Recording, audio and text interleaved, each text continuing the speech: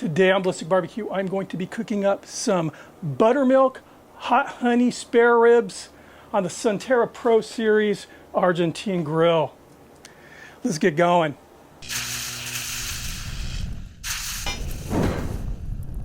And here are those ribs. These are two untrimmed racks of spare ribs. The only trimming I did was I removed the flap on the back of these ribs. I actually left the membrane intact. I want to experiment with that a little bit. I've always been a remove the membrane guy, but I do have friends that I respect as far as their barbecue abilities that leave them on. And I know a lot of barbecue restaurants leave the membranes on. So I'm giving it a go. I want to see how that works out. We are going to be cooking these on direct heat using that Sunterra Argentine Grill with a rear bracero. I'm looking forward to that. But these look a little weird, don't they? And the reason they look weird is because I marinated these in seasoned buttermilk, and here's what that looked like. I took both of those rack ribs, folded them, and put them in. This is a 2.5 gallon Ziploc bag. And then I took a total of 2 quarts, about 2 liters of buttermilk. And in each one of these, this is 1 quart, 1 quart. I put 1/3 cup of an unsalted barbecue rub. I used Rocky's rub for this, but any type of seasoning will do. Just season them how you want. I'll be adding salt before these go onto the pit.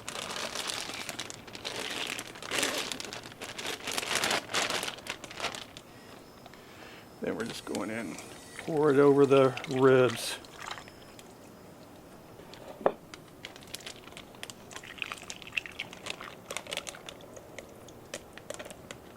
And I will be marinating these in the refrigerator for about 24 hours.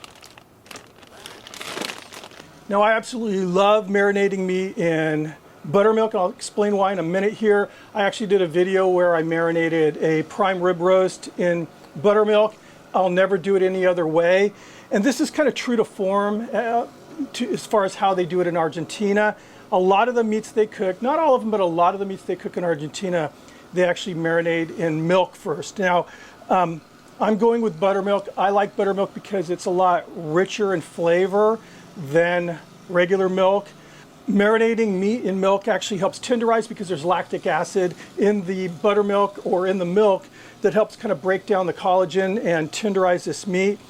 It also adds a very, very rich flavor. The fats help keep the meat moist.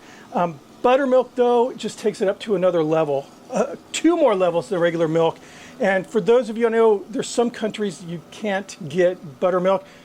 There are videos online on how to make it. Really, it's just adding a little vinegar to milk. Personally, if I were to make buttermilk, I would use half and half instead because real buttermilk is actually thicker than regular milk. So anyway, I season these, as you saw in the video, in buttermilk using a rub without any salt in it. The reason is I'm going to season these right now with a 50-50 blend of kosher salt and black pepper. I'll start with the back first. So you can see membrane intact and flap gone. So just hit this with the black pepper. We'll see what happens with the membrane. I know, in a regular, like an offset pit, going low, you can still get that membrane pretty tender. Some people like the membrane on just simply because they see it as an additional little kind of a snack while you're eating it. And one of my favorite local barbecue restaurants around here, they do very old school Texas barbecue, and they're leaving the membrane on. And I really like their ribs there.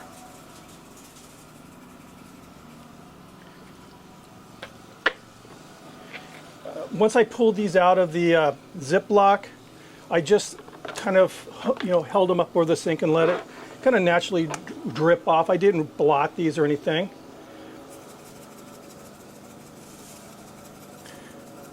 And I'm going fairly heavy on this, I guess. We're going to be finishing these off with a really good homemade hot honey. As soon as I get these on the pit, I'm going to whip that up. All right, these are looking good. Got the Argentine going downstairs in the lower patio there. So let's get these on the pit. So obviously here's the grill, and I want to show you how I have it set up and how I normally run this grill when I'm using that rear bracero. So first off, the bracero is simply a cage that simply spans from end to end the length of this grill here in the back. Now in Argentina, the most common type of bracero is going to be on one of the ends of the grill. I think having it in the back like this, it adds like a little bit more consistent heat, but it also makes it a lot easier to manage the production of your coals, of your embers that are dropping down, to get them you're raking them directly underneath the food, which makes it a lot, like I said, a lot easier. The way I get my grill ready is I light up a pile of lump charcoal, and then I push it underneath the bracero, add a couple logs, and get it going. Once those logs are burning, what I'm going to do is take my rake here and just get the coals so they're directly underneath my grate, the cooking grate. Now all I need to do at this point is just keep that bracero fed, and it'll continuously produce hot embers for me to cook my food with. And I mean, I've done very long cooks, including briskets, like, 7 to 11 hour cooks on this cooker here. You'll see the same principles apply to cooking on this that would apply to an offset, as far as, we're cooking tough meat, so we want lower temperatures. So the way we're going to control the temperatures is with this rake, either pushing or pulling the coals underneath or away from the meat, then also by raising or lowering our cooking grate. Now you notice these grates are V grates, and they're canted forward just a little bit. We have a stainless steel trough right here. So as the meat's cooking, the renderings, the nice thing is there will be some renderings hitting the coals and then vaporizing up into the meat, but to avoid those fires, those grease fire flare-ups underneath, most of the fat renderings will be channeled down these V grates into this stainless steel reservoir. So not only does it, make it easier as far as you don't have to worry about those big flare-ups, but clean up. All right, let's get this ready to cook here. All right, I'll get these ribs onto the grate here.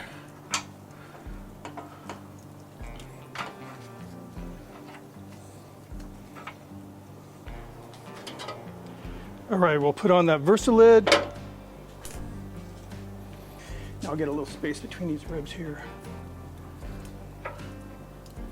So the Versa lid is exactly what the name implies. It's a lid. It's open in the front, closed off in the back. And what it does is it traps the heat and the smoke inside, just causes a delay. So the heat and the smoke will exit, but it causes it to loiter a little bit on top of the meat.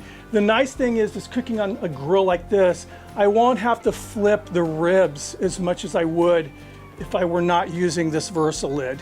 Without the Versa lid, I'd be flipping them probably every 15 minutes just to make sure that both sides are getting evenly cooked. And I will be flipping the ribs, but just not as often. So now what I'm going to do is just lower this just a little bit. Get a little bit more heat on the ribs here. So now at this point, we're just kind of keeping an eye on the coal bed, making sure that we always have a bed of coals underneath the food here. If it appears to be cooking too quickly, like, I'm really hearing some sizzling, raise it up a little bit. If it needs more heat, I'll just rake some more embers underneath.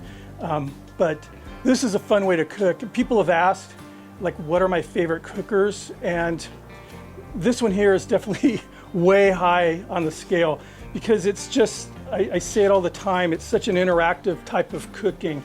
You're not just walking away. You're feeling everything, because especially with the rear bracero here, there's like a bubble of heat over the food, and you become part of the cook, a lot more interactive than, other types of cookers. So anyway, I'll keep you guys posted on the progress here. Really all I'm going to be doing at this point is feeding the fire, and what we're going to do now is make that hot honey glaze. I have here 32 ounces of honey. This is raw local honey, 1 teaspoon pickling spice, 2 teaspoons red chili flakes, get those in there, 2 tablespoons apple cider vinegar. Just going to stir this up.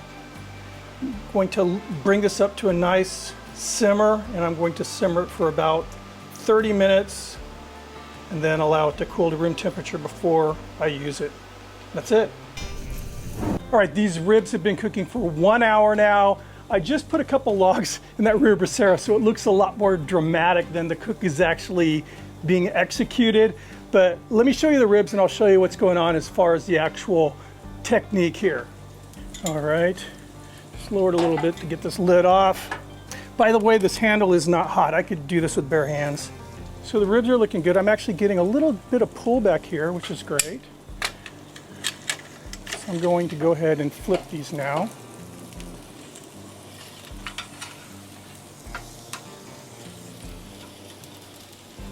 Get that lid back on. Now we'll take a look at the coals below. So with the heat that fire is generating, I'm going to push some of these coals away. I'm just going to thin out this coal bed a little bit. It doesn't take a lot of coal beneath this to give you a good cooking temp, that's for sure. Now I'm going to raise this until that handle's touching the bar here.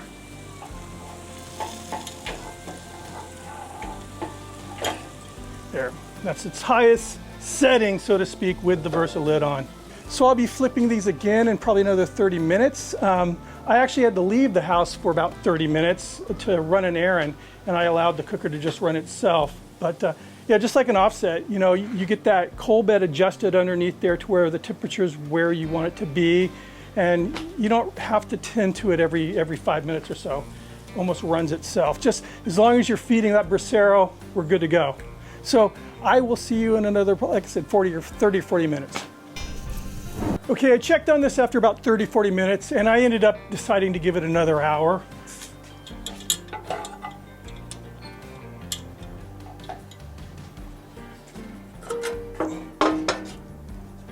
And here's what they're looking like. You can see we're definitely getting pullback, and I mean, they're looking pretty moist, but I'm going to go ahead and give them a little spritz with some apple cider vinegar, a little water. I'll get these flipped. Oh, nice. Looking good.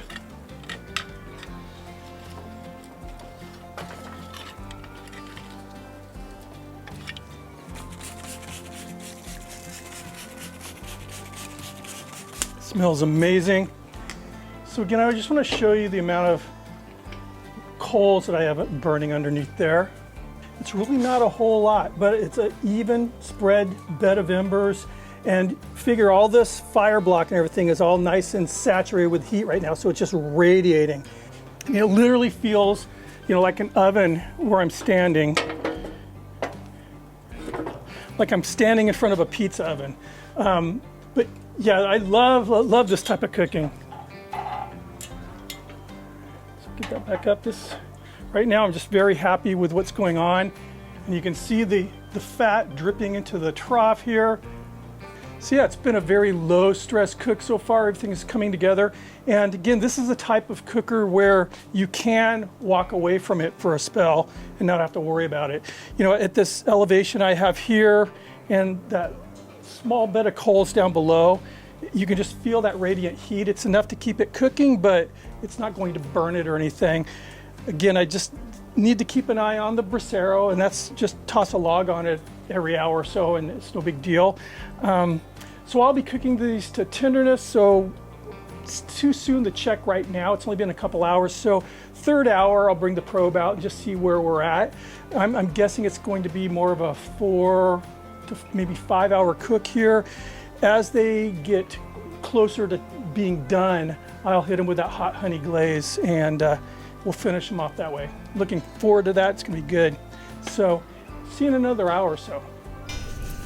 It's been another 45-50 minutes since you last saw me, and I'm going to check the ribs, give them a spritz, give them a flip.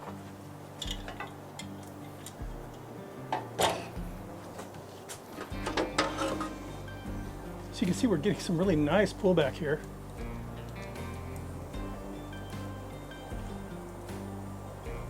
Not quite. They're definitely getting tender though. Yeah, especially right here. Spritz with this apple cider vinegar.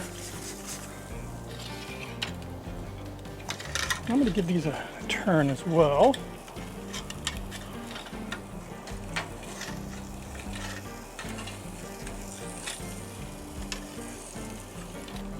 spritz.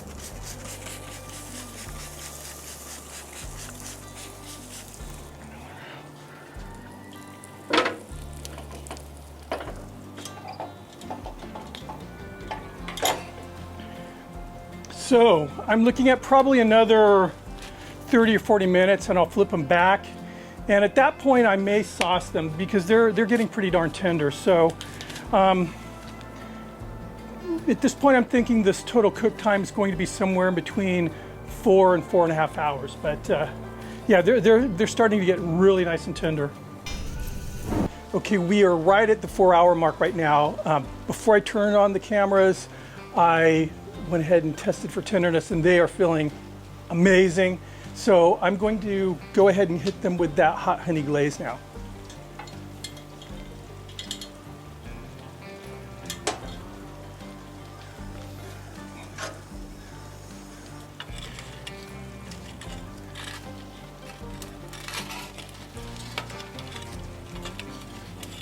So here's that hot honey. And you can strain this obviously if you wish.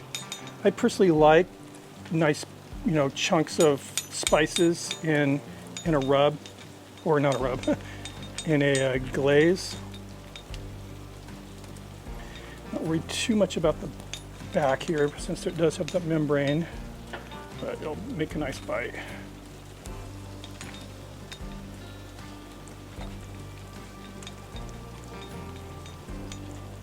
We are out here cooking in the rain right now.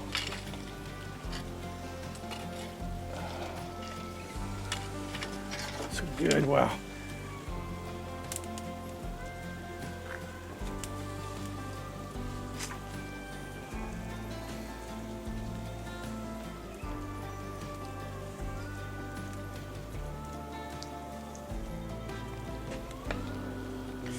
Put that lid back on, especially with the rain.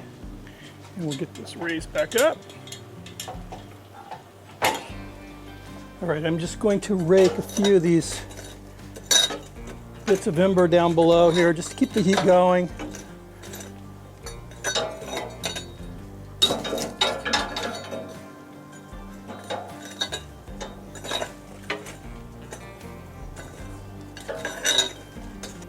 Nice. All right, so now I'm just going to allow this glaze to set. Shouldn't be, I don't know, 15, 20 minutes maybe, and then we'll pull them. This is smelling really good. Okay, I gave that glaze another 15, 20 minutes to set up. If you guys could smell the smell out here, it's just amazing. Let's check these out.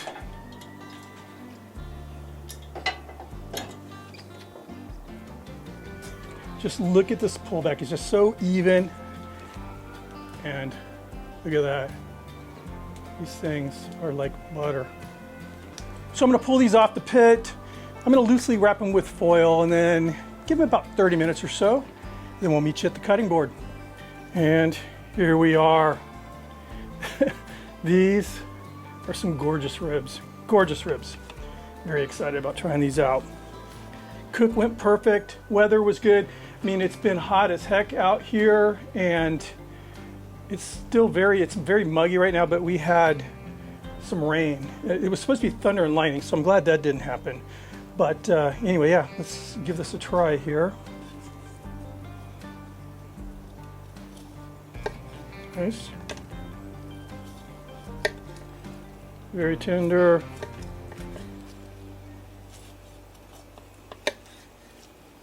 Remember, these are, the whole rack. It's not St. Louis trimmed.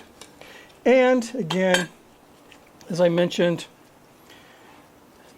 the membrane was left intact. And if you've watched any of my other Argentine grills or Santa Maria grills, you'll know you're not going to get, a smoke ring doing this type of cook. It just doesn't happen. It's just, it's not immersed in a box full of smoke. It's circulating constantly. So you'll get a smoky flavor because the smoke ring really is just an aesthetic thing with the nitrates and nitrites. But you'll get that smoky flavor. It'll be more of a kind of a grilled flavor, but nonetheless delicious. So right off the bat, I'm detecting that, that membrane seems fairly tender. It doesn't look crisp.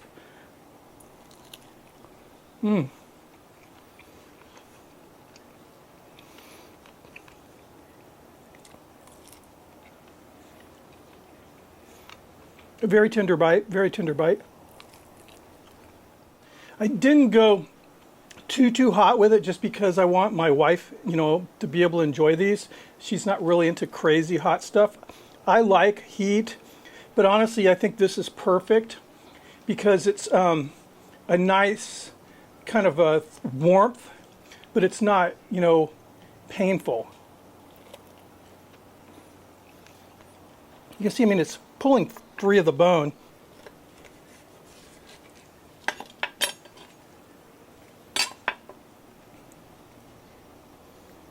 You can see some color, you can see some smoke color there. Very juicy ribs. Well, look at that, just nice and soft. It's a perfect bite. I've said it so many times. The thing I really love about cooking on that type of cooker, you know, an open grill, whether it's a Santa Maria or that Argentine, is you're really in the moment. You know, you're not closing a big steel door and not seeing the food. You're seeing it the entire cook. And not just seeing it, but you're feeling it. You know, you're feeling the heat, the smoke. You know, when you're shuffling around the bed of coals, the ashes, the little light ash floating in the air. It's just a very immersive experience. And me personally, I love that. That is why I say it all the time. That's my most enjoyable cooker to cook on. I love cooking on that Argentine grill, especially with that rear bracero. You know, you're looking at the fire the whole time, and it's just a show. Even though I was the only one down there cooking, it was still a show. It's just fun watching it and hearing the popping wood, and again, that smoke and everything. It's just a very, very cool experience. But anyway, yeah, my cutting board's a disaster right now. I'm chalking this up to a success, and despite the fact that I left the membranes on, it was delicious. I'm not detecting any negatives. I can't say there's any negatives to leaving the membrane on right now. I want to do a couple more cooks before I lock it in on like an offset, see, you know, again, if my mind changes. But right now, it's a very juicy rib. The bite was very tender. There was, again, I wasn't biting through a crispy, crunchy piece of membrane. It was just a nice complete bite, so I enjoyed it. Anyway, thank you guys for stopping by. I'll have links down to Sunterra if you want to check out their cookers. Amazing cookers. If you have any things you would like to see me cook, you know, let me know. Leave it in the comments, or you can send me an email. My email address is in the links. If you're new to the channel, you haven't subscribed yet, please consider subscribing, ringing the notification bell and thumbing up if you liked the video. I hope you did. See you on the next one. Cheers.